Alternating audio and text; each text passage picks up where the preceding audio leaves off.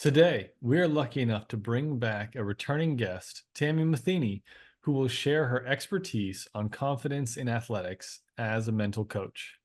Her insights will make you want to pause and reevaluate your thought process. Think about a time where you may not have received the outcome that you had hoped for. Maybe you wanted to win a championship and ended up not making the final tournament. Perhaps you were benched or on the sidelines for a season instead of getting to play due to injury or other reasons. It's pretty easy to get down on yourself and go down a rabbit hole in these situations that are not helpful. In these times, it's helpful to ask yourself different questions to gain control of your thoughts. Tammy brings experience and practice methods to help you become your best advocate. Let's listen in on today's episode. All right. Well, today on the Sport Feels Life podcast, we are so lucky to have a returning guest, Tami Matheny. Tammy, thank you so much for joining us. I'm excited to be here and glad you guys are having me. Yeah, so just as a little refresher, Tammy played basketball and tennis at Lenoir-Rhyne, and she's coached men's and women's tennis at USC Upstate. She's currently a mental game coach, author, and Jon Gordon-certified trainer. She also runs marathons and does some long distance cycling. And if I missed anything, I'd love to give you the opportunity to maybe share a little refresher or anything that I might have missed, because it's been a little while since we've talked to you, but maybe share some key points in your backstory. Okay. So I was an athlete growing up. Didn't have much of a chance. My dad was a football coach, and I tell people that I was that young little girl in Remember the Titans. If you have seen that movie where she's watching film with him and telling him what he should be doing, that was me in another life. So I've been in the sports world all my life and never was the fastest, strongest, quickest, but I had success due to the mental game and being physically in shape. As a coach, that was my strengths in coaching. And so it just naturally evolved to me becoming a mental game coach.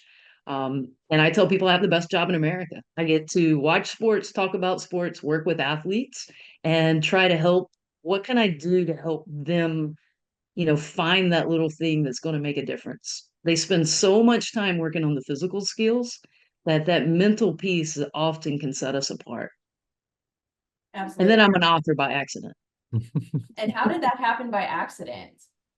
So in school, I made pretty good grades, except for anything involving writing. Oh, And I would get book reports back or term papers. Great content, Tammy, but you really need to work on your writing.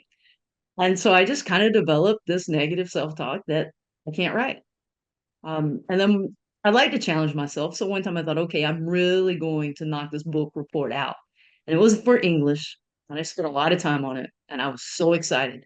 Handed it in, could not wait to get the grade back, only to be handed back the next day with a big F that said too good to be mine. what? So I just let that, I wasn't mature enough or mentally strong enough to recognize the message that, hey, I could write, that she was telling me it was good because I knew it was my stuff.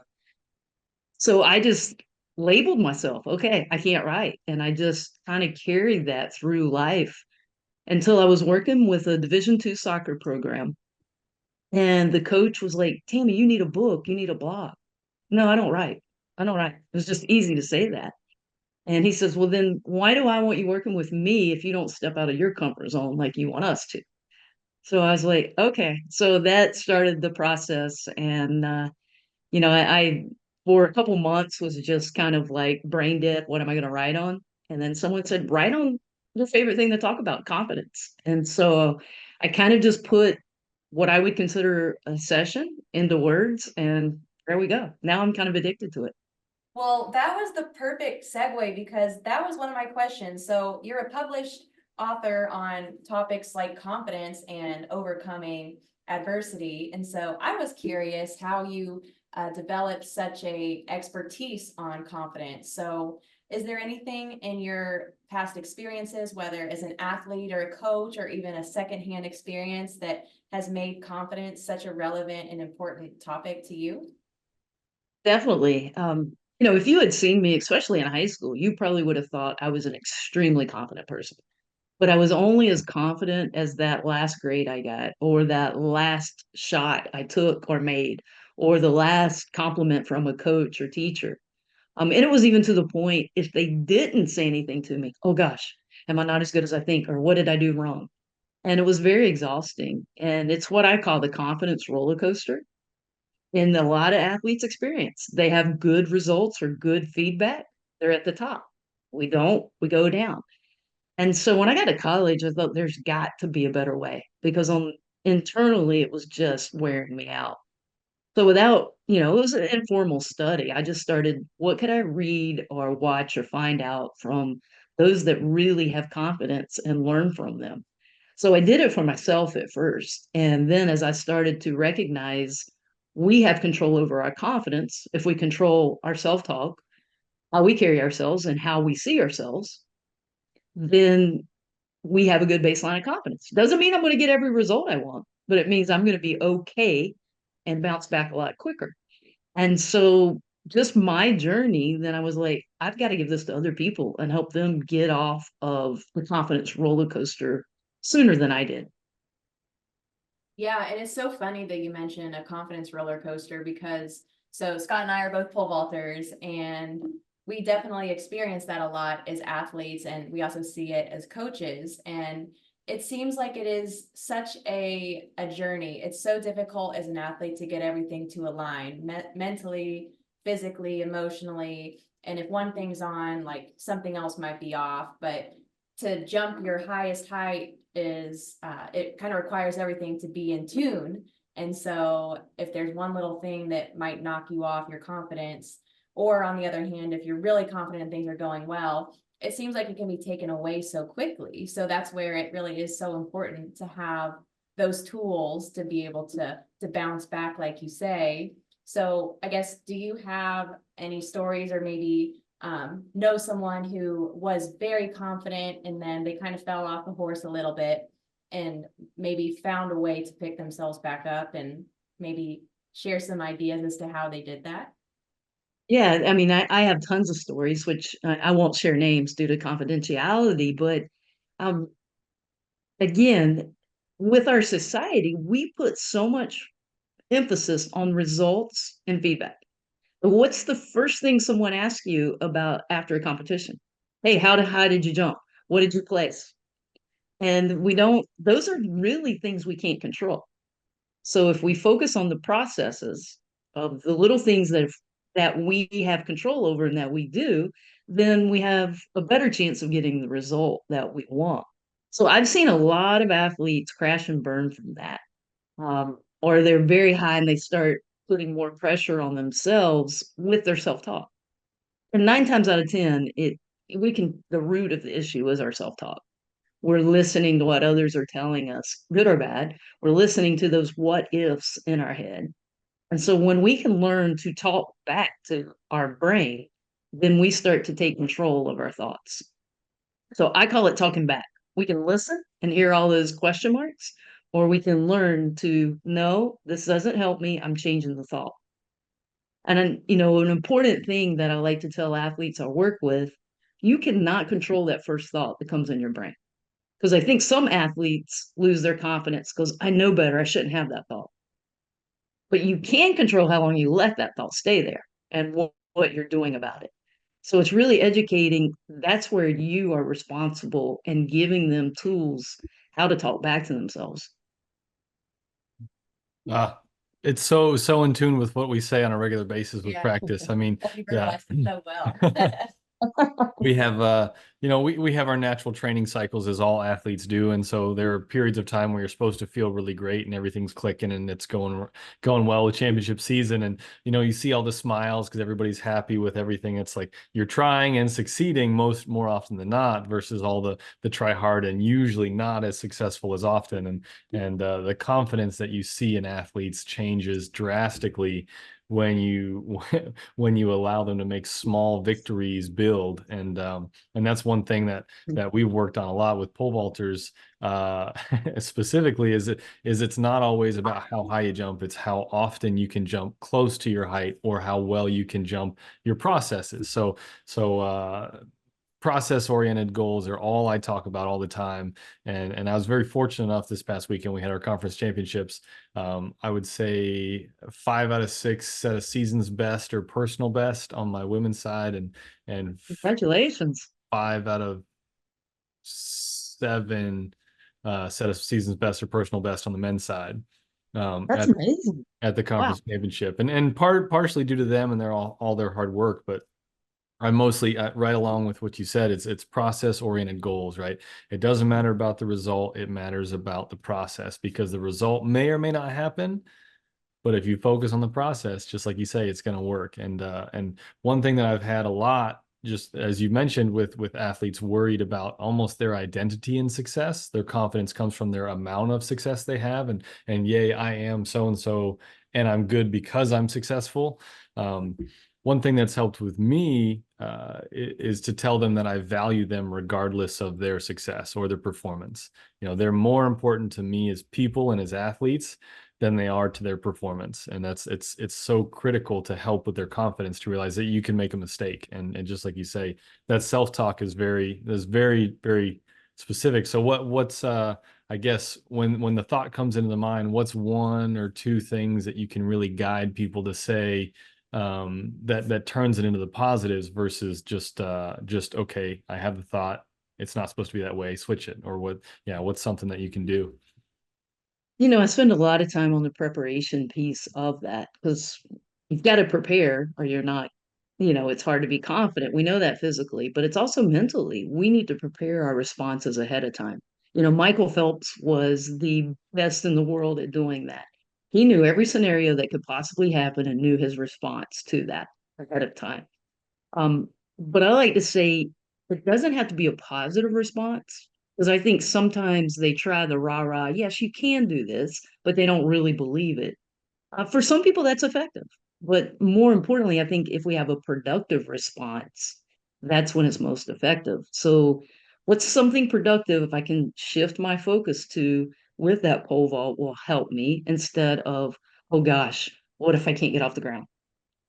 And I think you were speaking, and I was like, could I just bottle up what you said and give that to every single coach? Because without knowing it, I think some coaches perfect that, as do parents, because they say focus on the process, but what are they acknowledging the results all the time?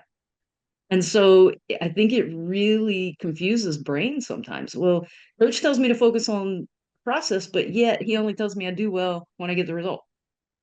And, that was something that I was not good at that. I didn't recognize it as a coach. And now as a mental game coach, some things I used to say, I'm like, oh, I wish that I hadn't said that. But, you know, it, good attempt, or let's award effort. I'm at a softball field yesterday and I hear the moms, oh, great home run. No, I would rather that be great swing or great contact.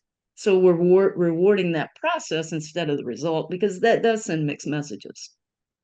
Yeah, that's such a good point. And I've struggled with that over the years. I mean, I went from having pole vault be my entire identity. And so when you have a bad meet and then a series of bad meets, you just feel like a complete failure and you get so down on yourself.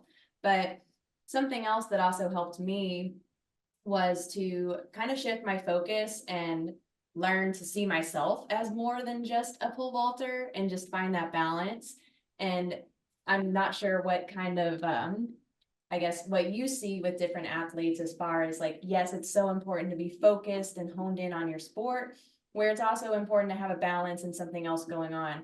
So like, how do you find the line, or how would you guide an athlete to go from just focusing on positive thoughts to not going to the point where they're obsessed and they're not placing too much emphasis on how they do each game, each meet, to where they can kind of see themselves more as a whole person. Well, I really like to preach balance, although I'm not a good example of it, but I do like to preach it because we need that balance. Although I think when we use the word balance, I think there needs to be a little more explanation because it's not that, okay, a third of your day you're in school, a third of your day, you're with your sport because it's seasonal. And sometimes we have to sacrifice things during that season But then in that off season, we need to pick whatever we sacrifice to help and sacrifice someone else. So to me, that's balance. But I think some people think their day needs to be balanced. Where if we're trying to achieve high results, that's impossible. So that would be the first thing. But the second thing is I'm really big on knowing your why and living that. And I think if we know why we're doing something, the bigger picture, not getting results, um, that puts things in more of a perspective. And always ask athletes when they get up in the morning to say their why out loud to themselves in their mirror before they go to practice or competition. And then afterwards, ask the significant people in your life, because most of them, if they care about you, hey, how was practice today? Or how was your meet? But get them to ask the first question, did you live your why? Because, a lot of people's whys are to make impact on their team or to be a part of something bigger than themselves. So now we're taking away, it's not just the result, that's your identity. And it really does help overcome, the short term lack of results that we want. No, I love that. Did you live your why? Is such a great, I want to say it almost knocks somebody out of their train of thought and maybe back on track to whoa, like I'm more important than everything that I thought I was supposed to think about today. And it brings it back to the forefront of the brain, and it helps you understand, like, okay, yeah, I'm living the life that I want to live. I'm focused on the joy, and this goes into work-life balance as well. I'm living my job, I'm doing this, I'm making money for my family, or whatever it is. It's like I'm providing for my kids. But again, time and time again, I think the conversation goes, the kids don't care what mom and dad make. They just want to hang out with mom and dad. And so living the why, it's like it's a big, almost, I don't want to say it, knock back into reality of like what really is important. And it's almost like moves all the clouds of distractions in today's society in a great way. So that's yeah, I love that question. I'm definitely going to use that. Well, it has helped me. Again, something I had to learn from experience because I really struggled during COVID. How am I going to get my next job? Where's it coming from? And I had a good friend. Wait a minute, are you living your why? Are you worried about results? And okay, very true. So I started doing, focusing on the process, and it was amazing when COVID was over, business just boomed. So, and he would ask me every day, "You live in your why?" So I have to give him credit for that. Yeah, love that. And so 4 books, correct? Four, but I'm excited to announce Tuesday is the release date on the fifth one. Oh, Oh, wow. So okay. So very excited about that. Yeah. we'll sneak into the fifth one real quick. Okay. Fifth one is getting released on Tuesday. What's it called? What's the highlighter, the point, the pinpoint of the process here? It's Challenger Deep, Athletes Rising Above Adversity. My fourth book was Challenger Deep, and it was I love to tell stories. So I always open a session or close a session, with a story.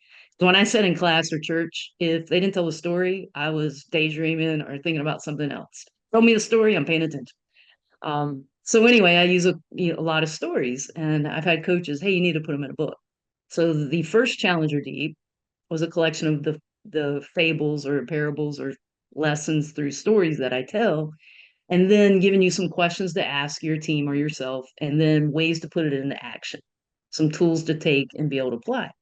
So this Challenger Deep, I studied 30 different elite athletes or teams because the thing is, the elite athletes have the challenges. A lot of the athletes I work with, well, if I were so and so, it'd be easy. No, they've had those challenges. They just elevated themselves by knowing how to rise above them. And so learning how they did it and using that, giving exercises or tools for athletes to learn from those people to help with the adversity in their life. The first Challenger Deep I wrote with a young lady named Lindsay Hall, and she came up with the title, which I'm going to ask you guys. Do you know what Challenger Deep is? No. I didn't either until she told me, and it's the perfect title once you know the story. The Challenger Deep is the lowest part in the ocean, which means it's the lowest place on Earth. And Okay. so when we're at a low point, how do we raise above that in these challenges? So to me, I give her credit. It was a fitting title for this kind of book. So I'm excited about it. I can't wait to get it out there. It's my favorite one to date. So Well, I think we're excited to check it out. We definitely have overcome a lot of challenges, and we were talking about it just a little bit before getting on the podcast. Because overcoming adversity, it is so difficult in the moment, and it's just inevitable as an athlete and in life. No one can go through life without facing any kind of challenge. And there's some challenges that are harder than others. Uh, I'll share just a little bit. So I've gone through 2 ankle surgeries. I actually broke both ankles in 2021, and I was pretty devastated. It pulled me out. I had to get surgery. One was actually broken while I was still competing. My foot hurt, but I didn't know it was broken. I thought it was just maybe a stress reaction or something. Um, but that was a pretty low for me, just because physically I wasn't able to do the sport. And then it's just that question of, man, should I just be done? But then just going through and kind of finding the fun in pole vault again, and just, hey, I'm just going to do this for fun, and actually getting better and seeing the progress. But I know that was a difficult thing for me to overcome. And I know that there's so many different challenges that people face out there. So what would you say, or what would you give as a piece of advice on how to stay positive when you're at that lowest low, or how to maybe keep taking the right steps forward? first of all, I should have interviewed you for the book. Maybe you'll be in the next version of that. But I hate that you've gone through that, but I think adversities are there to show A, how much we really want something, and B, we need it to show how good we are at rising above. Um, but back to your question, there's so many things that I would tackle with that, especially whatever the adversity is. I think in your situation with an injury, then it's finding how do you attack the recovery process like you would your training. And so that keeps you in the same mind frame. It's just now you have a different goal. And then really working on the self talk, because a lot of times we want to talk negative about that bad ankle. And so when you say that bad ankle, you're sending a message to your brain that you have a good ankle and a bad ankle. And it really does play with you instead of the injured one. And so it sounds so slight, but studies have shown us that makes a humongous difference. No, it really And does then last, just because he lives with me and coaches me, so he hears it all. But you were so right, like it really is the way that you talk to yourself and prove that, yes, I'm healthy, I can do this, and no, I don't have a bad ankle, it's fixed, it's fine. I mean, our self-talk creates a reality. And Yeah. no, it's not going to fix your ankle, but it helps the recovery process speed up, and it helps you bounce back a lot quicker and not have, as much rust when you do come back. But you see numerous athletes, and by the way, on the side, that's the next book, by the way, The Injured Athlete, that I've been working on the side. So I've been studying the injury process, but you see so many athletes will bounce back even stronger after an injury, but then those that never regain due to confidence, due to whatever. And so I've been studying what is the difference. And the number one thing is their thoughts, and then attacking the recovery process like training. Um, one of my books is titled This Is Good, and it's about it. Well, it's taken from an African folk tale. Um, and nothing is good or bad till we decide it is. This is the whole gist.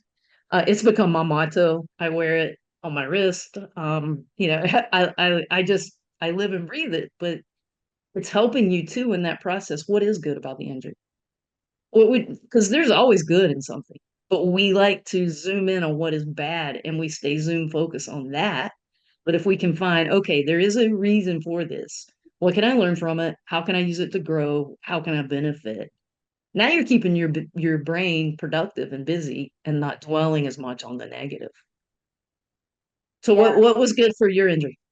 Well, what you said is coming back stronger. So I'm 30. I am hitting PRs and jumping on average, and I've hit many PRs since then. I am literally jumping higher than I ever have.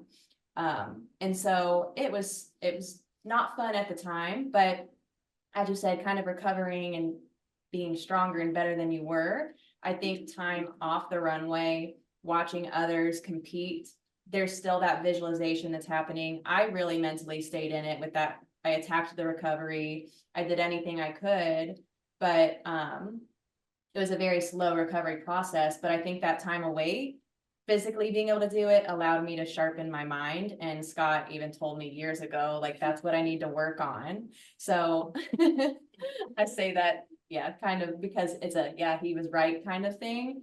But I really did need, I mean, I was physically at this spot, I think years ago, but I just needed to mentally catch up. And so I think in a way, time away from the runway or away from your sport, it can be a good thing just because, you know, I think I read in another book, I'm totally blanking on the title, but basically as you get older, it's like, it's almost a shift in like your physical ability and your mental ability.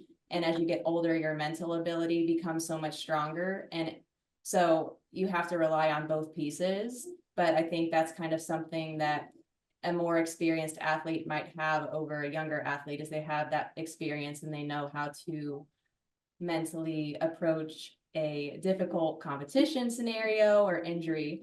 So I think for me, I just needed that time to Learn balance. learn balance. Learn Yeah, balance. find myself as a whole being and not be so one-dimensional. All right.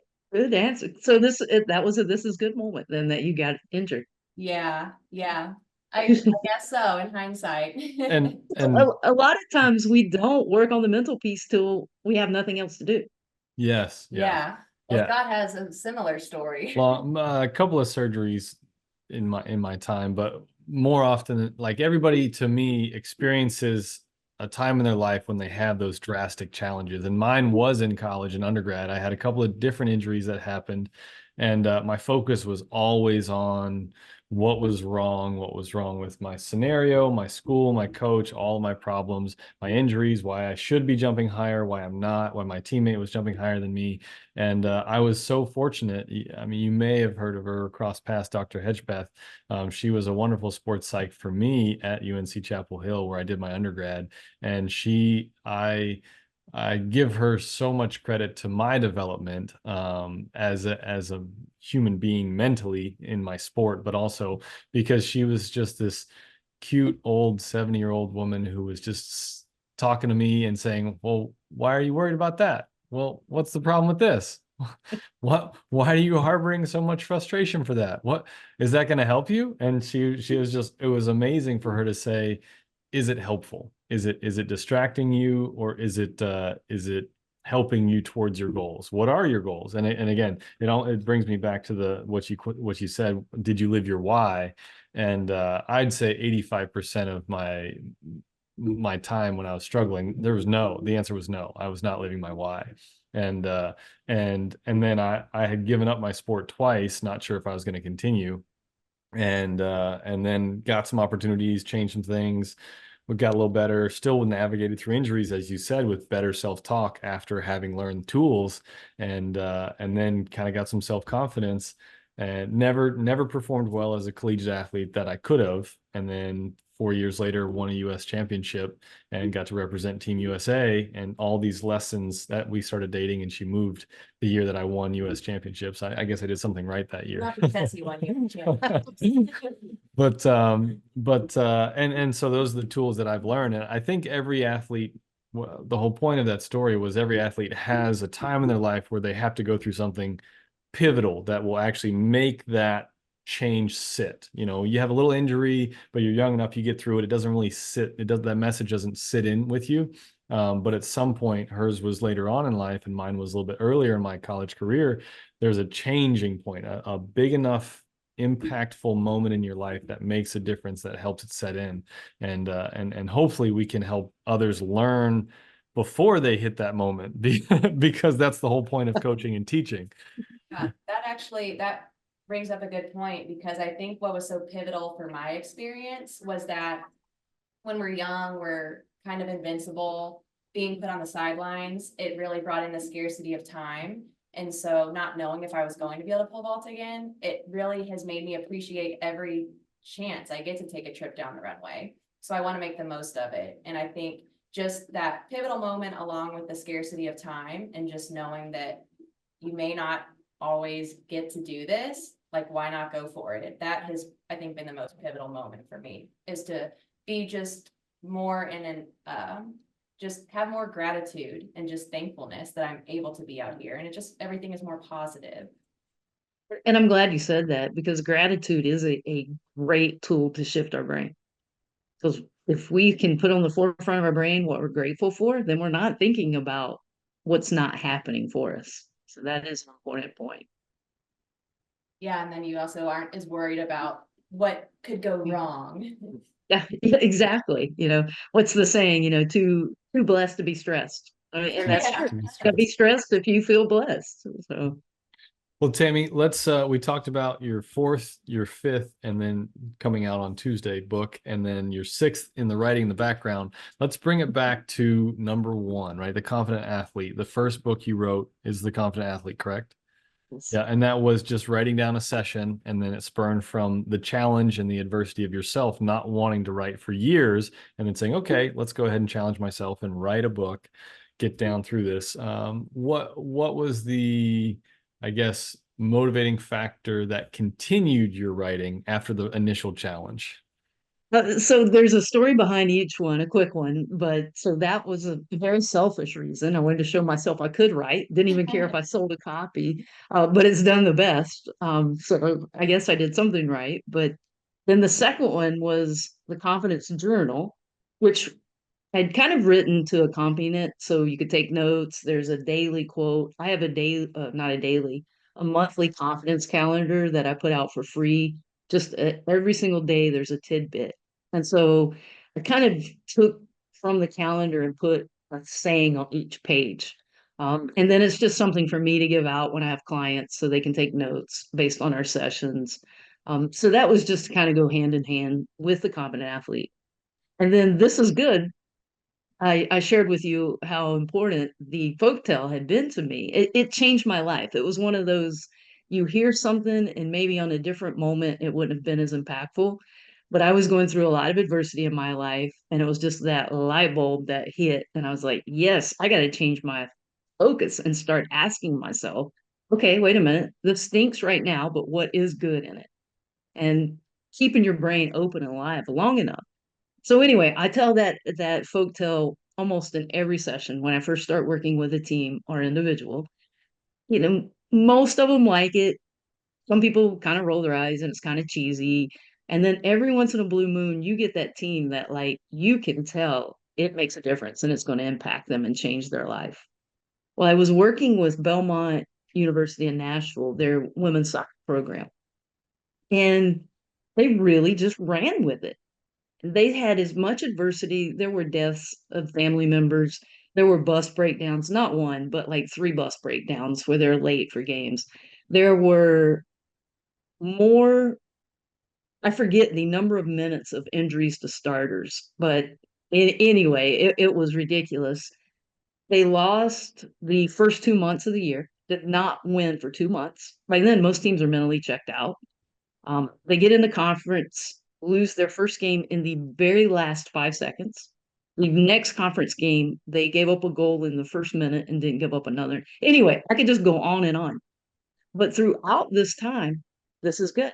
And you could hear them on the field. This is good.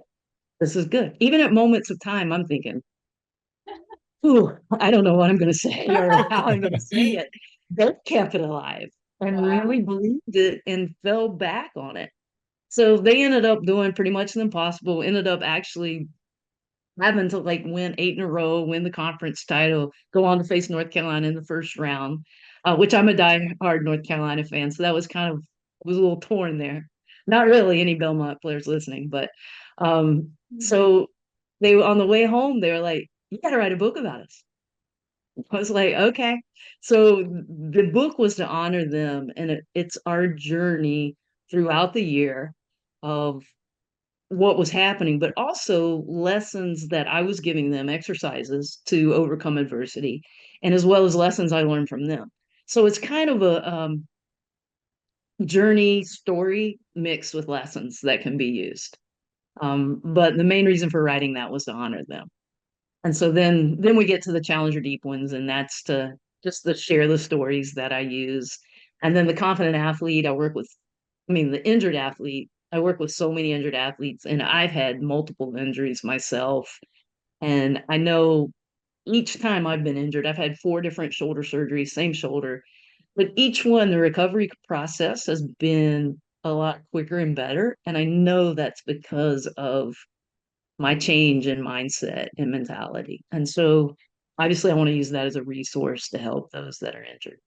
So there's kind of my stories for all of my different writings there. Well, I mean, that's a cool story, and that really shows how it was the Belmont team. They really manifested their own destiny They when the really did. odds were against them. And everything is so intertwined. I love the themes of your books and just how they all really play on each other, the confident athlete overcoming adversity, because it really does, from your stories that you're sharing, it all seems to go hand in hand so much. So you almost get more confident when you overcome that adversity and maintaining that positive mentality. And it makes me wonder, like you said, just overcoming the shoulder surgeries more quickly each time. It's like it's something that you've been through, you're experienced with it, so you know what to expect. So you kind of have those expectations and know the process. So you're maybe a little less intimidated by it. But at what point, I'm curious to see your injury book, because now I'm wondering, uh, what are injuries? Are they fully physical, or at what point are they mental? Because the mind is such a powerful thing, and your mind could trick you into being injured maybe when you're not. And that is a great question. I don't have the exact answer to that, but I do know it's on a spectrum and it plays into each other. And it's just like that athlete coming back that is scared to get re-injured. Well, they're more likely to get re-injured because that's what they're focused on. Yeah. So the mental piece does play a large part. Just like getting sick. If you think, "Oh, I'm starting to get sick," what happens 9 times out of 10? You get sick. Sick. You know, our brains have this ego and they want to be right. So whatever you Yeah. feed it, they're going to try to prove it right, good or bad. So we really have to be mindful what we're putting there. And I don't think you can prevent injuries at all. I mean, obviously the 3 of us know that, or we Yeah. wouldn't have put ourselves in the numerous injuries that we've had. Um, but I think the mind does really, that's where it comes in as far as speeding up the process and future or prevention of the injuries. What do you think? You made me think of this when you mentioned getting sick. What do you think about placebos? Like, or superstitions or rituals before a competition? So I have a lot of athletes ask me that. I think as long as it's not extreme where you can't do without it, I think they're wonderful things because it's like a ritual or routine. Now I do train them though. If you're going to have one, superstitions, routines, rituals, whatever, but you have to visualize what if you can't do it that day and Right. knowing your response to that, because that's the only thing that will throw you off. Yeah. Um, so I'm all about him. I'm guilty of them myself, but I've also had moments where I might have had a funny one or something, and then that I wasn't able to do it. But okay, those prepared me for not having it now was the story I had created ahead of time in my brain. So that's the downfall. So if you're gonna have them, make sure you have a backup and know that you are okay if you don't. But I think the whole routine ritual part just helps us mentally get prepared, Yeah. regardless if it's superstitions or, I'm a big firm believer in mental warm-ups as well, as the physical. So Mental warm-ups are wonderful. Yeah, no. What would be, I guess this is an off the wall question. What's the craziest proposed mental check or like somebody say Michael Phelps is going to prepare for a negative thought? Like what's the craziest negative thought you've had somebody come up with that may or may not have ever come to fruition? ooh, gosh, I'm gonna have to think about it. As I'm thinking, Michael's the one that really came to fruition for him was the whole diving in and his goggles getting filled up with water. Mm, And then that happened in the Olympics, and he had to swim the entire race with it filled up and didn't Didn't bother him, still won the gold medal because he said he had prepared for it. It felt natural. Wow. I've had a couple of runners, imagine tripping and falling, but I guess that's a common thing and getting back up. Now, I have had swimmers do this because I'm actually guilty of it. But I did swim as a youth until I had to make a decision with sports. And I got to a very, very important swim meet. It was junior nationals or something. And I got there and didn't have my bathing suit. Wasn't and had not prepared mentally for that. So I do always have athletes prepare what happens if you don't have your gear, but also making a preparation check sheet so that doesn't happen. What did you do? So I ended up a teammate of mine was very nice in that I could use hers after she used it, which Okay. just still gives me like, so she warmed up in it. So then putting on a wet bathing suit is not the best feeling in the world, much less if it's not yours. Oh, yeah. And then when she's size or two size smaller than me, so you can obviously guess that that was a not a very successful meet for me, but a Yeah, learning lesson.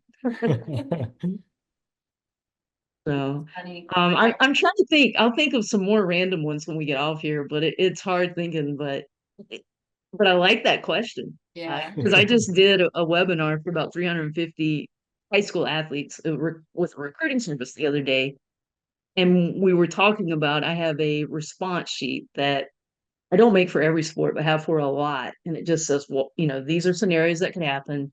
Know your physical response and your verbal response. And then encouraging those athletes to, if I don't have your sport, come up with one or come up with different things than I have. So there were some good ones on there that night. But I'm drawing a blank right now. I do. I like to throw those off the wall questions just to make something pop up, just Yeah. to see what'll come through. Because you never know what'll actually, yeah, come up in a conversation like that if you don't ask. So, yeah, pole vaulters, we certainly have a lot of fears in the event of running as fast as we can, hitting a massive pole, trying to bend it, throw ourselves upside down, and then land on the mat. Falling off the mat, hitting the standards, the pole breaking, all those things have happened to us, and so there's certainly a lot of fear of failure that comes with pole vaulting. I'm sure you've experienced a little bit of those conversations in other sports as well. But I don't know if I would encourage pole vaulters to worry about what would happen if a pole broke, because when it happens, it's kind of such a shock.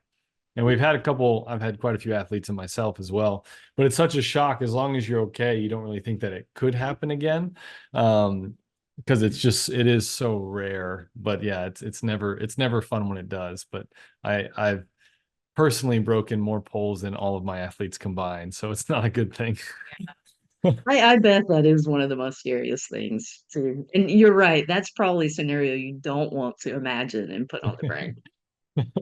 Yeah, once it happens once, for me it's been 21. I think it's 21 pole Oh my breaks. gosh. Yeah, it's a lot. The last two have hurt the worst. He's gotten some stitches in his Yeah, head. I got 8 staples in the back of my head. Oh gosh. But yeah, and then a year later on the week, I broke the same pole that I got a replacement of. Yeah, it was crazy. So a lot of things, but I don't think about them. I just focus on my strengths, my run mechanics, and how to hit the jump well. And I just know that if I'm feeling flat now, if I'm not having a great day, I'm just going to go down a stick, or I'm just not going to jump today. So, Listening to your body. yep, yep. But so what? I guess we'll flip the switch now because I'll do something different. If you were to ask us a question, what would be something that you would ask us as athletes who have gone through some adversity, something you might want to either help us out with or see if we've navigated well ourselves? So as far as competition, I know you both talked about injuries, but as far as competition and competing at the high levels that you both do, how do you make sure that you're not comparing yourself to the people you're competing against? You want to start, or you want me to start? I'll start because this is something I really struggled with. it's so difficult to not compare yourself to other people. And now I came from a very strong program. I went to the University of Arkansas. They've won several national championships in track and field. My roommate was Sandy Morris, who's a Olympic silver medalist. So it's easy to like compare yourself and be like, wow, I'm just definitely not as good as that person. Or to just kind of compare yourself to someone you're maybe a little bit closer in results to, and you have that kind of like back and forth competition going on. But in the competition, I find myself just competing with a lot more joy. And I'm just so focused on how to execute my next jump. So in pole vault, we have to make a lot of adjustments for each bar. Like, well, I wouldn't say a lot, but that's the main thing that we'll do. Like, you ultimately want to have your same jump and same technique every time. You want to run as fast as you can, have your hands set up early, big jump off the ground, but then you might adjust. You might go up a pole, you might go up a grip, change standards. So for me, I think I avoid comparison by just staying in the moment and comparing myself to myself and just staying very rational with my next move. And I think just staying focused and present in the moment would be how I do that. Before Scott goes, I want to ask you about, I like that answer a lot, but you said if you do compare yourself, it's to yourself. I think that's good when it's pushing ourselves, but I don't know which one you meant, but I hear a lot of athletes, I'm comparing myself to last year. I'm not as good as last year. What if I'm not like last year? So a lot of athletes can turn that into a negative, comparing Yeah. themselves. Yeah, and that is actually a really another good point you bring up, because before competing this year where I've hit 2 new PRs, I questioned whether I was going to even compete this year. And I think in the back of my mind, I was a little bit nervous because I had such a great year last year. I wanted, and I'm considering having this be my last year, I want to have my last year best year. And I think there's a little fear about, will I be better than my last self? I want to be better than I was. So I think that's a little silly, but and it is so difficult not to compare yourself to a previous self. So with pole vault, we do short run PRs. We might see how high of a bar can we clear from a shorter approach. So you compete from a longer approach. In practice, you might practice from a shorter approach, clear some bars. And if you're not where you have jumped before, you might get a little self-conscious. And even in the weight room, I didn't PR in anything except squats this fall. I wasn't able to do cleans or snatch because I've had some elbow issues, but I didn't let that worry me. I guess I focused on how many years I've put into training and how strong I've gotten over the years, because there really is almost a compound interest when you train year after year after year. So I tried not to focus on, oh, I didn't hit a PR in this, I'll be fine, I'm still strong, but I was still running faster. So I guess, this is a very long answer, I apologize, but Yeah, this is good. yeah. So to not compare myself to myself, it is a challenging thing because I find myself wanting to go back and look at my old notebooks. I record everything. What run was I at? What grip was I holding when I cleared this? Even maybe comparing weight, like what did I weigh? And now it doesn't really fluctuate too much, but you can just get so hyper focused on those things. But I guess I know that I've learned over time, training goes in cycles. And so sometimes in the cycle, you might be less explosive than other times. You may not be as primed and ready to compete. So I just kind of allow the process to work itself out and just trust my training and just trust that it will show up if it's not there yet. But I'm fortunate that it did show up this year. So I'm ready to I'm motivated. I'm ready to start training for outdoor season now and have another great outdoor season. All right. You got me motivated for you. Yeah. Training starts tomorrow. Come join me. Yeah, Join so and support, but I'm not getting on the bar. yeah. Well, no, come support. You're welcome anytime. If you'd like to try pole vaulting, we've taught both of our moms how to pole vault, not to Oh, say, okay. yeah. So anyone can start at any age. We've got masters pole vaulters. You're welcome to come on and stop by. But yeah, for me, comparison is challenging. You know, in 2018 when I won the U.S. championships and represented Team USA, I was like, "Whoo, made it! It's gonna go great. Everything's gonna happen." And then by the end of the season, I started to have hip problems, and then the next year I competed with a hip injury all year, and then got second at indoor USA's. Then had surgery, then had another surgery in 2020, right before COVID happened and shut everything down. And as you know, like you can't be really successful unless you're doing all the things. So learning balance was me, and I'm I still learn balance. I love to be very busy and active all the time. Today was another example of that. And we get home and start cooking dinner. Like, well, let's cook dinner before so that we can eat because we get home. I'm gonna go buy a trailer after this. Maybe it's like just been packed and packed and packed after conference championships.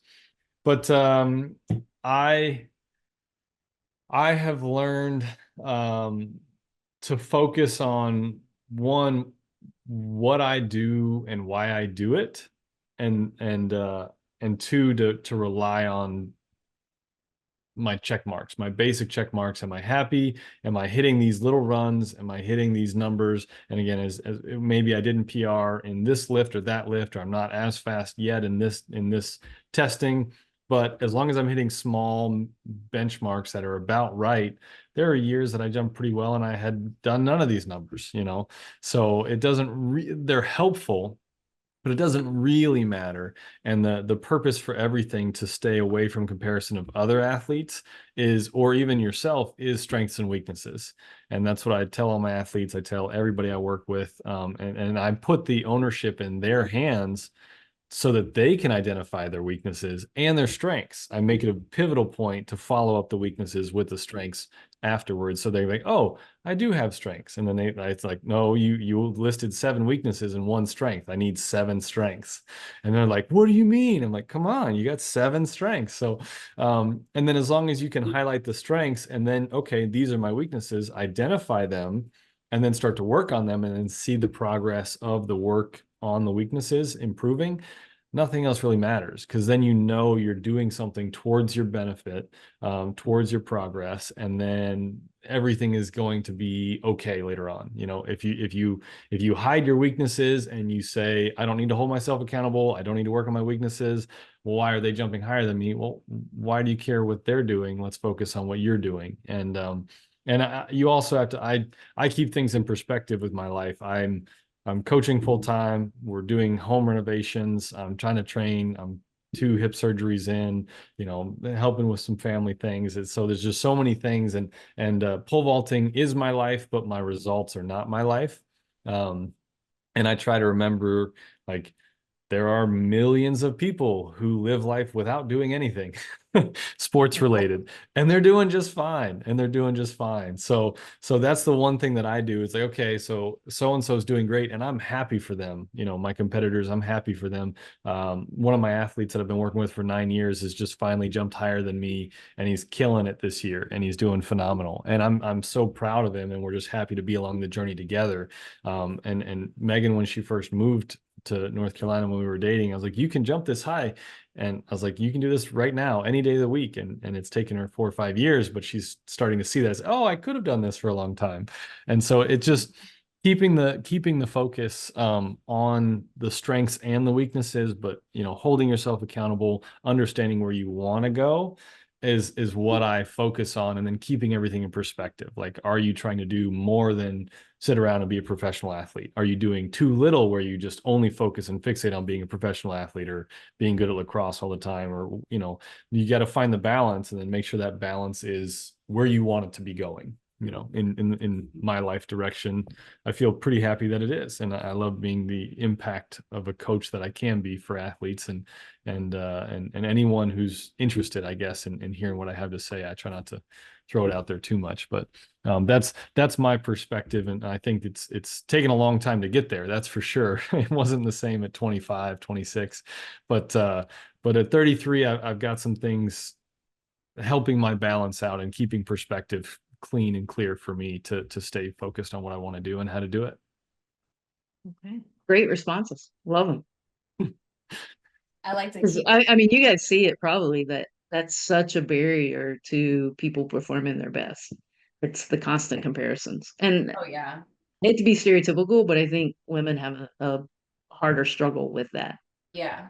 It's really difficult. And I think you have to realize and learn that you cannot control the results of other people, and you can only control your results. So you control your results by the energy and effort and attitude that you bring toward your training, and then it will eventually show up. One thing that I like that he said, it wasn't there yet, and so that doesn't mean it's not going to come. So I think just trusting that what you want to achieve is down the road if you just keep doing the right things.